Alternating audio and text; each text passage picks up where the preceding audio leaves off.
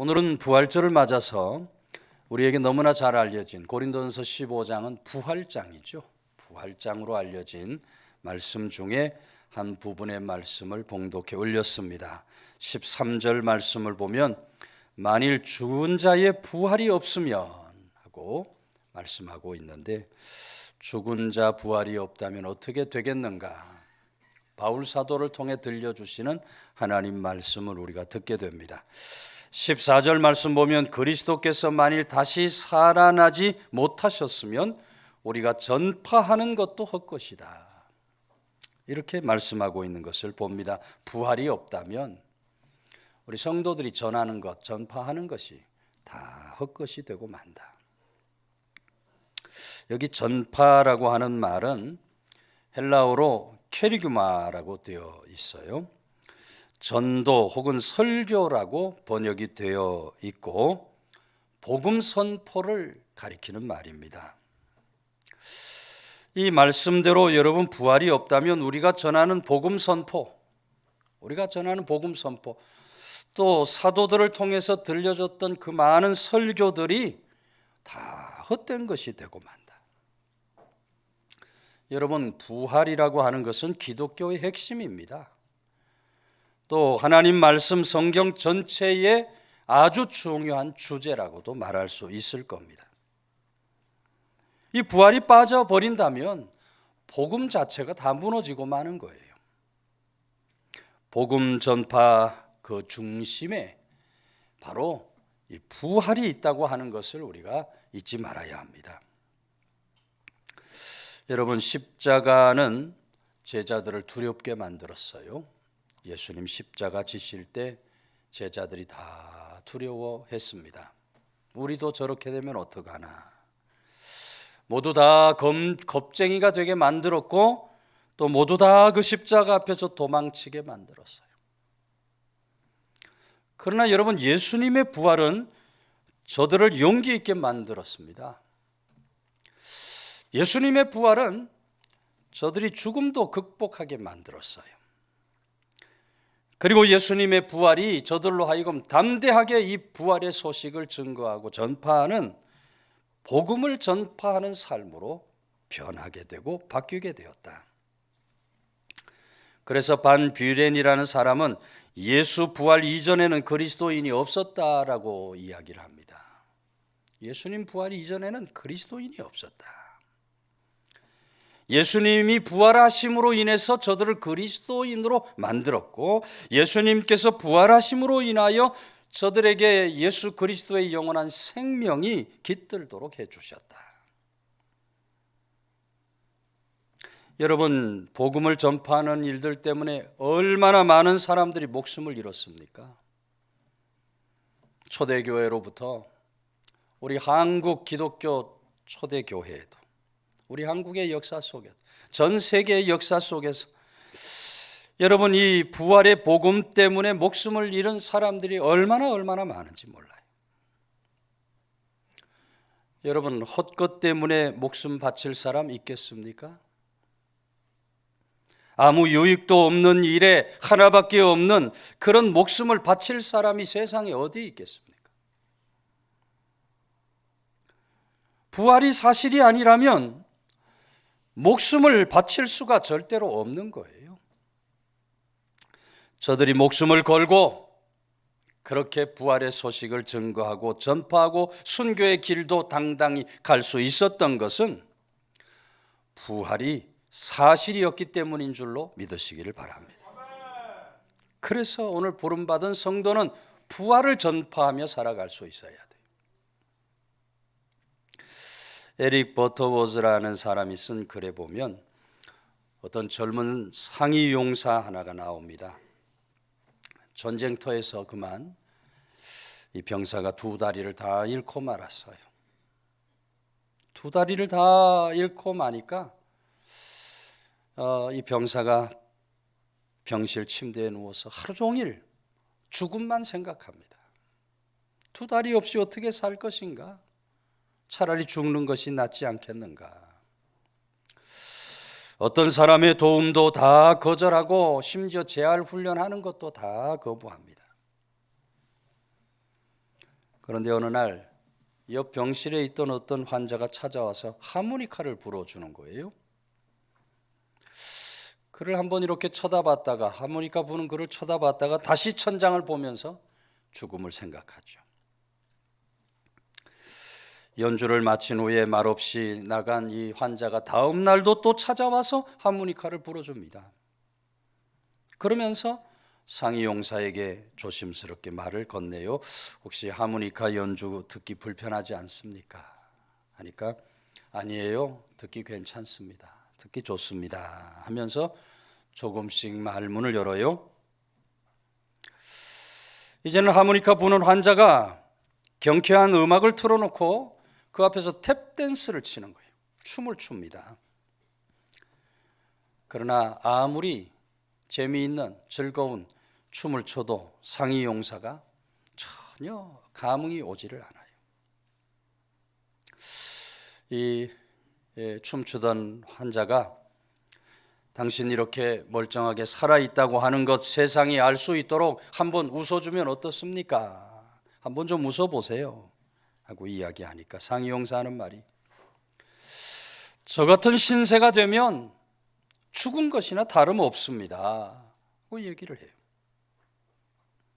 그랬더니 이 환자 하는 말이 당신은 죽은 것과 같은 그런 삶이군요. 그러나 2000년 전에 십자가에 달려 죽으신 예수 그리스도의 죽음과는 비교가 되지 않습니다. 우리 주님은 죽음을 이기고 살아나셨습니다. 죽음을 이기고 살아나셨습니다. 부활의 소식을 전합니다. 그랬더니 상위 용사가 당신 그렇게 말하는 것은 쉽습니다. 그러나 말이 쉽지 저 같은 처지가 되면 그럴 수 없을 겁니다. 저도 이렇게 당신처럼 춤출 수 있다면 그런 말을 할 수 있을 겁니다. 저처럼 당신도 다리가 없다면 아마 달랐을 겁니다. 그런데 여러분 바로 그때 춤추던 환자가 춤추는 것을 멈추고 바지를 걷어 올립니다. 놀랍게도 거기 의족 2개가 붙어 있어요. 탭댄스를 추던 다리가 바로 의족이었던 것입니다. 여러분 이 사람은 어떤 특별한 사람이 아니에요. 그도 그렇게 2 다리를 잃어버렸을 때 천장을 바라보면서 죽음을 생각했던 사람이었어요. 그런데 그런 그가 부활의 주님을 믿게 되었고 부활의 주님 안에서 기쁘게 살아가는 그 삶을 그런 길을 발견할 수 있어서 그렇게 가는 곳마다 주님의 부활을 전파하는 삶을 살아가게 된 겁니다. 여러분 그날 그 상위 용사도 죽음의 터널에서 벗어나와서 부활의 삶을 새롭게 살아가는 그런 귀한 믿음의 사람이 된 줄로 믿으시기를 바랍니다. 오늘 부활주일을 맞아서 우리 모두 우리 주님 예수 그리스도의 부활을 믿음으로 확신하는 사람, 나아가서 우리 주님이 다시 죽음의 권세를 깨뜨리시고 살아나셨다는 이 부활의 소식을 널리 전파하며 살아가는 믿음의 권속들 다 되시기를 주의 이름으로 축원해 드립니다. 15절 말씀은 우리가 하나님의 거짓 증인으로 발견되리니 우리가 하나님이 그리스도를 다시 살리셨다고 증거하였음이라 그랬어요. 여러분 만일 예수님께서 죽은 자 가운데서 살아나지 않으셨다면 제자들이 그 부활의 주님을 끝까지 주장하는 일 불가능했을 겁니다. 아마 잠시 동안은 억지 주장을 할 수 있을 거예요. 잠시 동안은. 그러나 목숨 걸면서까지 그리고 지금까지 2000년을 이어오면서 부활을 주장한다고 하는 것은 그건 불가능한 얘기죠.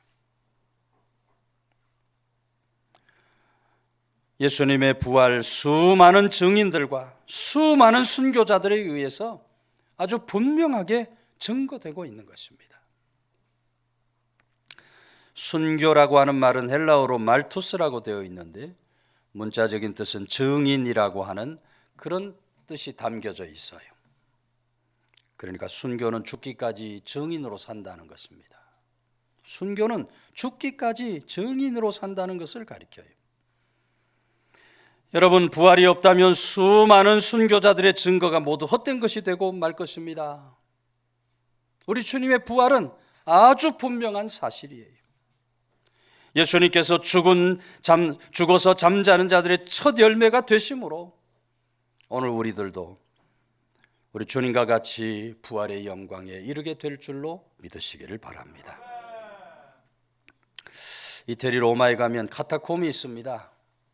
저도 오래전에 이태리 로마 방문했을 때 카타콤에 들어갔다가 나온 기억이 있어요.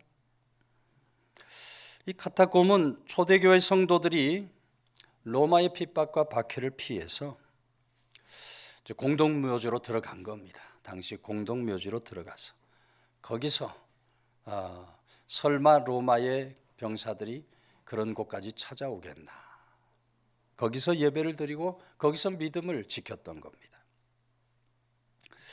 그런데 핍박이 막 극에 달하게 되니까 어느 날 로마 군사들이 카타콤을 들이닥칩니다.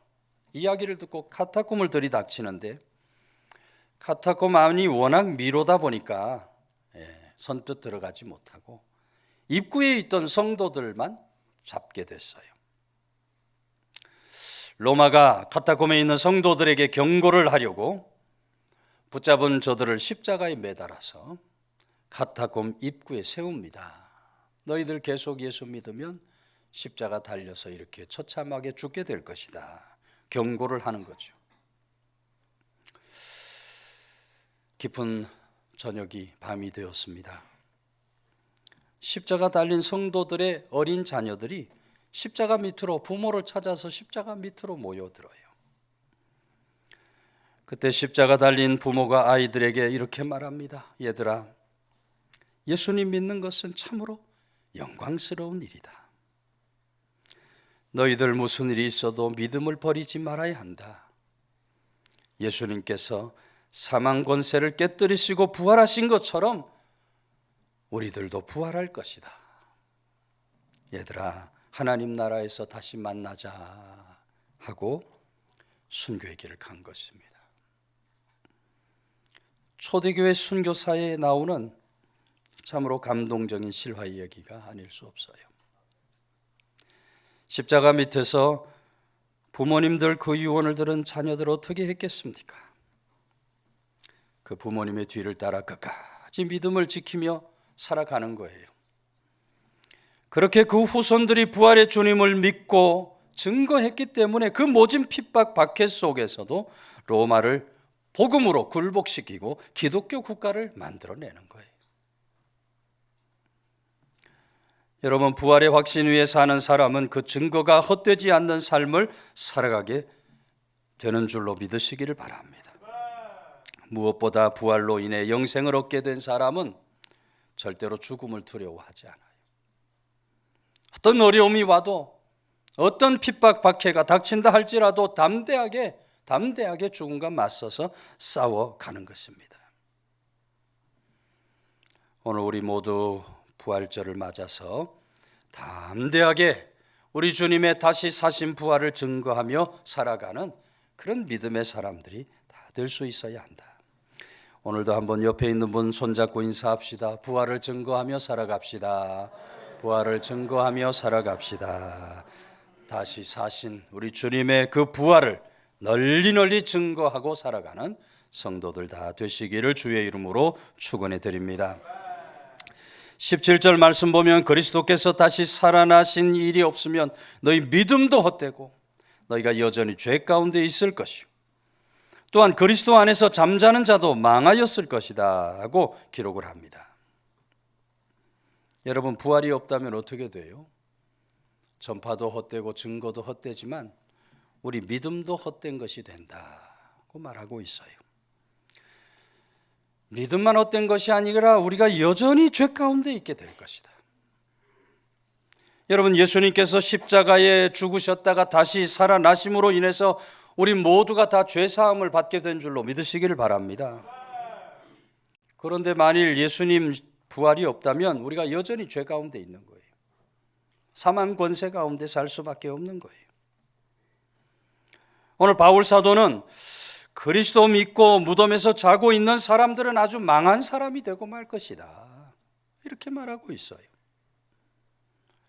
그리고 한 걸음 더 나아가 마지막 19절에서 그리스도 안에서 우리가 바라는 것이 다만 이 세상의 삶이라면 우리가 세상 모든 사람들보다 불쌍한 자가 될 것이다. 여러분, 성도 소망이 이 땅뿐이라면 자기를 부인하고 자기 십자가를 지는 것만큼 불쌍한 사람이 없을 겁니다. 좌로나 우로나 치우치지 않고 좁은 길 걷기 위해서 믿음으로 끝까지 싸우며 견디며 살아가는 사람, 불쌍한 사람이 되고 말 거예요. 부활이 없다면 나는 날마다 죽노라, 그렇게 고백했던 사도 바울, 가장 불쌍한 사도가 되고 말 것입니다. 오늘 우리가 이렇게 주일마다 주일 성수하면서 여러 가지로 봉사, 헌신, 충성하는 그런 사람들 모두 다 불쌍한 사람이 되고 말 것이에요. 우리 믿음이, 부활이 없다면 우리 믿음이 헛것이 되고 마는 겁니다. 그러나 오늘 우리들이 부활의 주님을 분명히 믿고 확신하기 때문에 주를 위한 고난을 달게 감당하며 살아가는 줄로 믿으시기를 바랍니다. 여러분, 죽음으로 우리 인생 끝난다면, 죽음으로 우리 인생이 끝난다면 누가 그리스도인으로 살아가겠습니까? 죽음으로 모든 것이 끝난다면 하나님 나라 백성, 그 자녀가 되는 것 아무 의미가 없을 겁니다. 그래서 여러분, 부활은 복음의 열쇠고 기독교 신앙의 핵심이 되는 거예요. 부활의 사실을 우리가 분명히 깨닫고 확신하고 믿음으로 살아갈 수 있어야 하는 것입니다. 날 때부터 몸이 꼬여진 상태로 정신 박야가로 태어나서 이 아이는 얼마 살지 못할 것이다, 시한부 판정을 받은 짐이라는 아이가 있었어요. 12살이 되었는데 여전히 그 몸은 초등학교 1학년, 2학년 정도의 왜소한 몸입니다. 담임 선생님이 늘 고민이에요. 아이가 수업에 집중도 잘 못하고 매일같이 몸을 뒤틀면서 시끄럽게 떠들어댑니다. 다른 아이들 공부하는데 방해가 되는 거죠. 방해가 돼요. 안 되겠다 싶어서 담임 선생님, 도리스라는 담임 선생님인데 짐이 부모를 학교로 오라 상담을 하게 되었어요. 담임 선생님이 아니 왜 이 아이를 특수학교로 보내지 않으십니까? 특수학교 보내면 잘 지도가 될 텐데요. 그 말이 끝나자마자 짐이 어머니가 막 그렇게 우는 거예요. 그 옆에 있던 짐이 아버지 하는 말이, 선생님, 지미를 위한 특수학교가 이 근처에는 없습니다. 그리고 지미는 이 학교와 친구들을 정말 사랑합니다. 만일 우리 아이를 먼 곳 다른 학교로 보낸다면 우리 아이에게 정말 견딜 수 없는 그런 충격이 될 겁니다. 부모님 말을 들으니 얼마나 안타까워요. 선생님이 내가 더 관심을 갖고 잘 가르쳐야 되겠다, 그렇게 마음을 먹습니다. 어느 봄날이 되었어요. 수업 시간인데 이제 부활절이 가까이 오는 겁니다. 담임 선생님이 플라스틱으로 된 계란들을 교실로 가져와서 19명 아이들에게 나누어 줍니다. 그리고 그 계란을 중간을 열어보라 해요. 열어보니까 계란 안이 텅 비어 있죠. 선생님이 아이들에게 그 집으로 가져가서 부활절을 앞두고 뭐든지 생명을 나타낼 만한 것을 그 속에다가 담아가지고 가져와라 하고 숙제를 내주는 겁니다. 다음 날 아이들이 계란을 다 책상 위에 올려놨어요. 선생님이 하나씩 열어보니까 어떤 아이는 생명을 나타낼 만한 예쁜 꽃을 거기에다가 담아왔고, 어떤 아이는 생명을 나타내는 물이나 또는 여러 가지 곡식들, 이런 것들을 담아가지고 왔어요. 그런데 유독 하나의 계란만 텅 비어 있는 겁니다. 바로 지미의 것이에요. 선생님이 지미에게 왜 아무것도 없이 텅 빈 그대로 가져왔니? 하고 물으니까 지미 하는 말이, 선생님, 예수님의 무덤이 텅 빈 것이라고 말씀하셨잖아요. 선생님이, 지미야, 왜 예수님 무덤이 텅 비어 있지? 예, 선생님, 나쁜 사람들이 예수님을 죽였는데 예수님의 아버지가 예수님을 무덤 속에서 살려내셨습니다 합니다. 그러자 같은 반 아이들이 모두 다 와 하면서 감동을 받아요. 여러분, 그리고 석 달 후에 지미가 세상을 떠나게 됩니다. 지미 장례식에 참석한 사람들이 지미의 관 위에 나란히 놓여있는 19개의 텅 빈 플라스틱 계란을 바라보는 거예요. 선생님에게 전해 들은 지미 이야기에 모두가 다 큰 은혜를 받고 감동을 받습니다. 여러분, 부활 신앙을 가진 지미는 그날 주님의 품에 안기게 된 줄로 믿으시기를 바랍니다. 오늘 우리들도 지미와 같은 부활에 대한 확실한 믿음이 있어야 돼요. 확실한 믿음이 있어야 돼요. 이 부활 신앙으로 날마다 이기고 승리하는 믿음과 세상을 살아갈 수 있어야 돼요. 우리 믿음이 헛되지 않는 삶을 성도는 반드시 살아갈 수 있어야 하는 것입니다. 만물이 화창하게 피어나는 봄날을 맞았어요. 어제 오늘 제가 이렇게 밖에 보니 벚꽃들이 저렇게 아주 환하게 피었어요. 겨울에는 다 죽은 것 같았는데 다시 생명으로 저렇게 환하게 피는 벚꽃들 보니 얼마나 아름답습니까? 오늘 부활의 계절을 맞아서 우리 믿음도 다시 한번 새롭게 활짝 꽃피우면서 부활의 믿음의 사람으로 든든히 세워지는 우리 모두가 다 되시기를 주의 이름으로 축원해 드립니다.